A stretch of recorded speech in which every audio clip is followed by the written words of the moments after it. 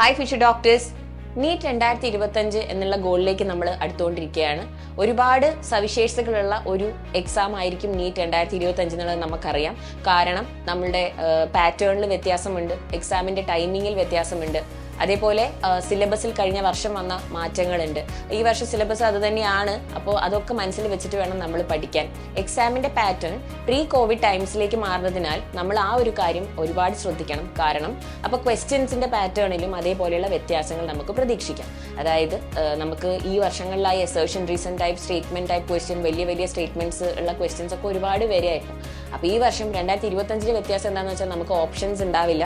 എല്ലാ ക്വസ്റ്റ്യൻസും നമ്മൾ ആൻസർ ചെയ്താലാണ് നമുക്ക് ഫുൾ മാർക്ക് സ്കോർ ചെയ്യാൻ പറ്റുക, അല്ലേ?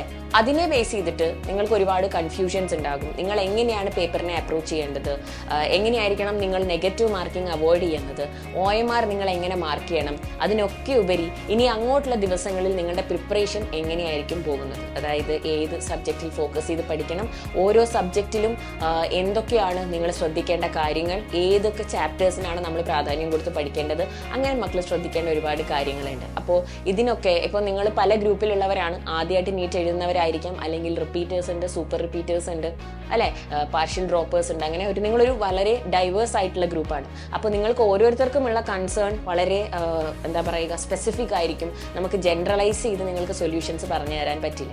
അതുകൊണ്ട് തന്നെ നിങ്ങളുടെ ഈ പ്രോബ്ലംസിനെയൊക്കെ പേഴ്സണലായിട്ട് അഡ്രസ്സ് ചെയ്യാനും നീറ്റ് 2025 ഏറ്റവും നന്നായിട്ട് നിങ്ങൾക്ക് എഴുതാൻ ഉള്ള എല്ലാ ഗൈഡൻസും തരാനായിട്ട് ഞങ്ങളൊരു വെബിനാറായിട്ട് നിങ്ങളുടെ അടുത്തേക്ക് വരികയാണ്.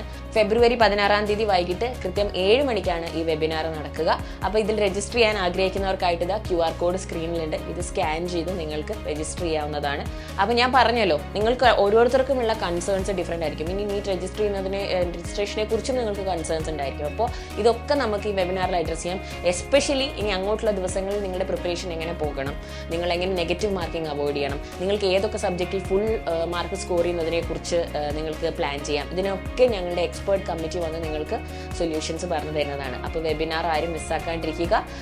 See you all at the webinar. Wishing you the very best. Bye-bye.